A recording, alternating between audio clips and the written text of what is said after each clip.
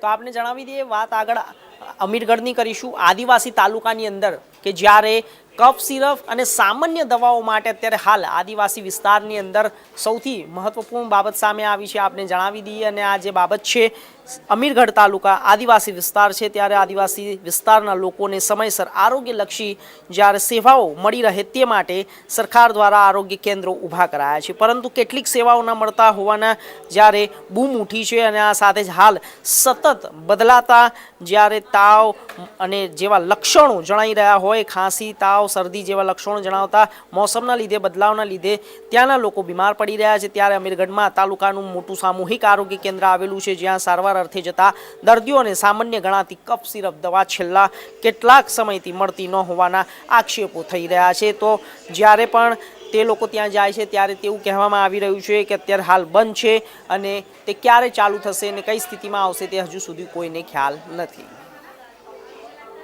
Tribal વિસ્તાર છે અને સામાન્ય પબ્લિક જ્યારે પણ દવા કરાવી હોય તો અમીરગઢ તાલુકામાં મોટું હોસ્પિટલ એટલે આપણે CSC અમીરગઢ ત્યાં જ્યારે આવે છે અને હાલની આ મોસમ જોતા ક્યારેક શરદી ક્યારેક ગરમી અને વારે ઘડીએ વાયરલ ને બધું થાય, પરંતુ અહીંયા લગભગ 1.5-2 માસથી કફની દવા એટલે કે સિરપ પણ નથી એવું અમને જાણતા અમે દવાખાનામાં પૂછપરછ કરી તો કે એના બદલામાં આપવાની પણ જે મૂળ સિરપ હોય છે શરદી ખાંસીની છે જ નથી।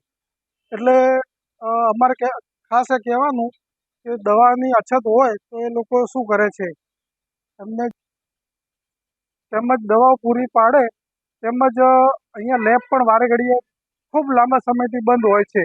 જ્યારે બહાર કોઈ પણ રિપોર્ટ કરાવવો હોય તો સામાન્ય લોકોને બહુ મોંઘું પડે એમ છે, માટે તાત્કાલિક લેબની પણ જે કોઈ ખામી હોય સુધારી અને તાત્કાલિક એને ચાલુ કરે।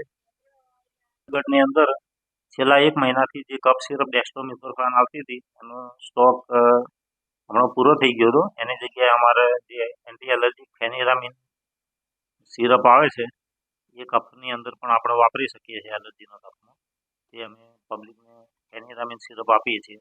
જ્યારથી પેલો ડેક્સ્ટ્રોમિથોર્ફાન સિરપનો સ્ટોક આગળથી પાટણ GMSમાંથી આવશે ત્યારથી અમે પબ્લિકને આપવાનું ચાલુ કરીશું। હાલ પૂરતી કોઈ એન્ટીબાયોટિક બી છે, બીજી બધી દવાઓ દવાખાનામાં અવેલેબલ છે કફ માટેની। લેબ માટે બધા ટેસ્ટ થાય છે, વચ્ચે CBC બગડ્યું હતું 1 મહિના પછી અમે ટેકનિશિયન બોલાવી રિપેર કરાવ્યું અને ફરીથી ગઈકાલથી એરર ચાલુ થઈ છે, ગઈકાલથી ફરી CBC મશીન બંધ છે એ અમે ટેકનિશિયનને જાણ કરી છે, તો જ્યારે ટેકનિશિયન આવશે તો ફરીથી ચાલુ થઈ જશે।